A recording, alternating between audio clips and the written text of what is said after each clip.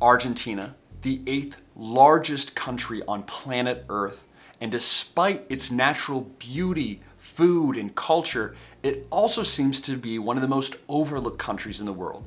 That is, until now. In this video, after spending 4 months living in Argentina, I'm going to share with you my top 5 personal favorite places to visit in Argentina that you may have never even heard about before. So without further ado, let's get to it. Where better to start our journey than in the southernmost city on planet Earth, Ushuaia. Ushuaia has been known as the city that you want to go if you would like to take an expedition into Antarctica.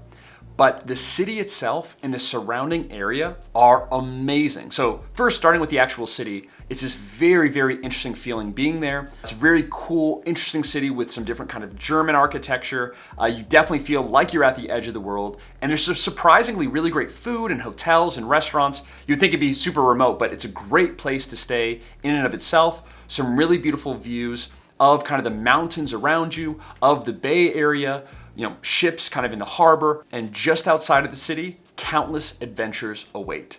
So first, about a 20-minute taxi ride outside, we arrive at the hiking trail for Esmeralda Lagoon. So it's a fairly short hiking trail that you go through with beautiful views of the Patagonia landscape, and you end your trail at this beautiful lagoon that is just otherworldly, peaceful, and definitely worth stopping by.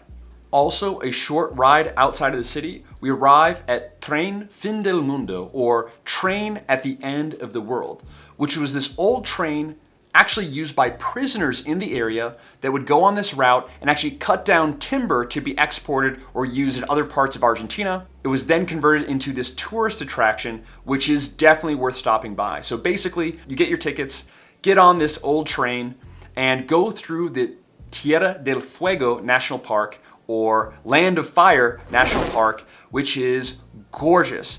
As we're on a train ride, you would see mountains with snow-capped tips. We actually had a wild horse literally run next to our train for a little bit, which was just so cool. You learn more about the area, and also getting off the train, a short hike away, you can actually go to the End of the World post office. And yes, of course, End of the World theme is very common here in Ushuaia, of course. So here at the End of the World post office, you actually go inside and get your passport stamped for being at the end of the world. You can write a postcard and send to loved ones, or even send to yourself for when you get back home. And it's a really, really cool building and area, and definitely worth stopping by because the whole experience is just something you won't find anywhere else. And if you're like me and you love seeing tiny penguins, then Ushuaia is also for you, because this is a great destination to actually get a tour that'll drive actually a few hours outside of Ushuaia and then take a boat to Martillo Island, which is known for having over 3,000 penguins on this island.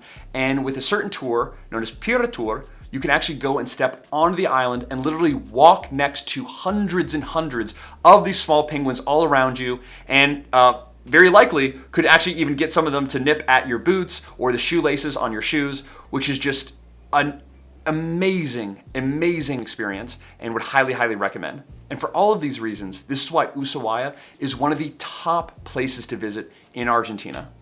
Now moving north to the opposite side of Argentina, closer to the Argentine-Bolivian border, we arrive at a location known as Quebrada de Humahuaca. So here you can fly into the airport of Salta, rent a car, and take that up north to the Quebrada de Humahuaca area, which is a completely different culture and feel from the rest of Argentina, much more arid and desert-like, much more indigenous population, which kind of adds to this whole different feel. And it has some of the best food, if not the best food, that we had in Argentina. We had peanut soup, llama meat for the first time, tortillas rellenas, which are these delicious thin pressed tortillas, which were amazing, and so many other good food, amazing people there as well.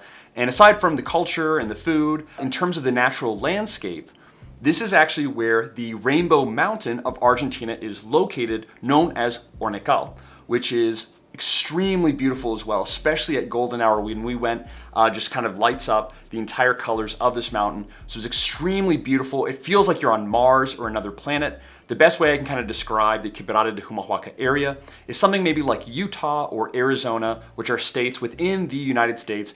Probably the most similar because I don't know where else this looks like. And in terms of staying, you have a couple options. So you can, like I said, fly into Salta and drive up and stay in the town of Tilcara, which is our personal favorite, or you can stay in the village of Humahuaca, which is another option as well. We prefer Tilcara a little bit. And again, full videos here on Quebrada de Humahuaca, on Ushuaia, and everything else will be linked in the description section for you in case you want to dive deeper into any of these activities. Now moving toward the center of Argentina, toward the Chilean-Argentine border, we arrive in the town of San Carlos de Bariloche, which is known for the skiing capital of Argentina. So if you're into skiing, you're going to Argentina in the wintertime, this is a great destination. But if you're going to Argentina in the fall, the spring, or the summer, this is still an amazing area and destination for a lot of reasons.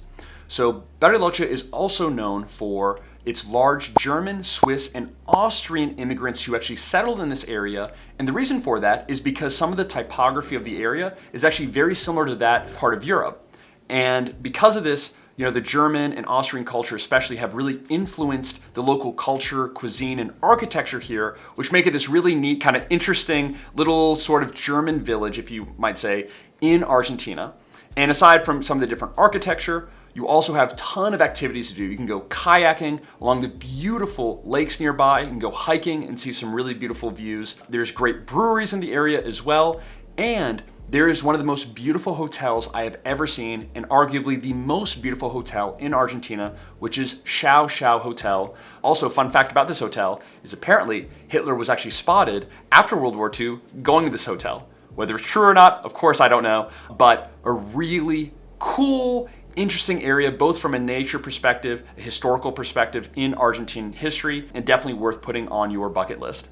Staying within the Patagonia region of Argentina, which is quite large, we move to perhaps the most iconic point in Patagonia, and that is El Chalten.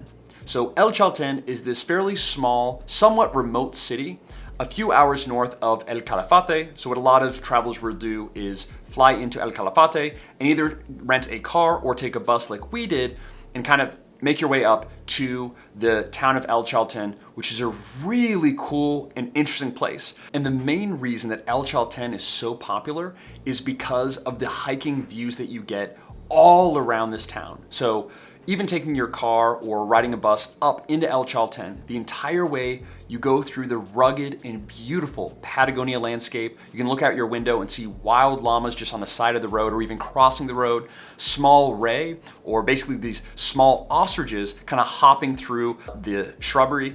You have condors flying above you, and the closer that you get to El Chalten, you'll actually start to notice this rock formation or these mountains that start forming out in the distance, kind of further in front of you down the road, which is Fitzroy.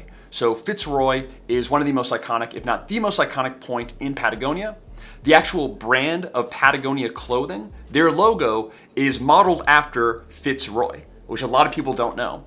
And you can actually hike and get an amazing view, from town itself. You can kind of see it, but you can go actually hiking closer toward it and get some beautiful views along the way and get a little bit closer. And pretty much right from the edge of the city, you can begin hiking closer and closer toward Fitzroy, as basically far or as little as you would like to go, all the way up to Laguna de los Tres, which is pretty much the furthest that you can go hiking kind of on your own, which have spectacular views all along the way. And a little tip is if you are planning on visiting El Chalten and you want to see Fitzroy, is to get up early. We got up, I think around like 4 a.m. to get out really early for sunrise, because the sun actually rises kind of in front of the mountain and then shines its reddish, orange light, kind of reflects over the face of the mountain and completely changes the landscape. It's gorgeous. It's so beautiful. One of the most beautiful natural landscapes I've ever seen in my life, and I'm so excited to go back. And another little kind of cool aspect about El Chalten and the actual town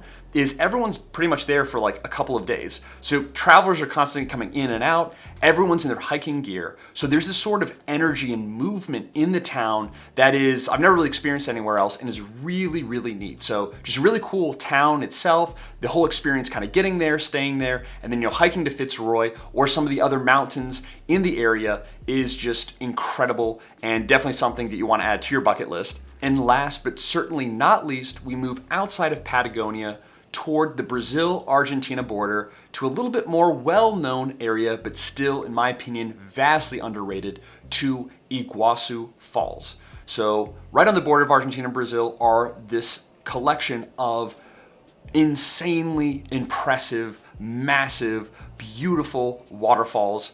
It's one of the only times in my life that I've been in nature that I was just in complete shock and in awe of the beauty and magnitude. Somewhat similar to how I felt in Fitzroy, but obviously on a kind of a different level. And basically, Iguasu Falls are this series of beautiful, magnificent waterfalls that are kind of divided both on the Brazil side that Brazil owns and the Argentina side that Argentina owns. And when you visit, you can either choose to go to Argentina or Brazil, or do both, which is really not that difficult, and Allie and I did. But if you wanted to stick with Argentina, the Argentina side is amazing. One of the most notable parts of Iguasu Falls on the Argentine side is this specific set of waterfalls known as the Devil's Throat, where you can literally go right next to this massive, powerful waterfall, diving deep into the earth and kind of look over the edge and know that if you were to fall off, which, of course you wouldn't, you would die instantly from the power of it. It's really an incredible feeling.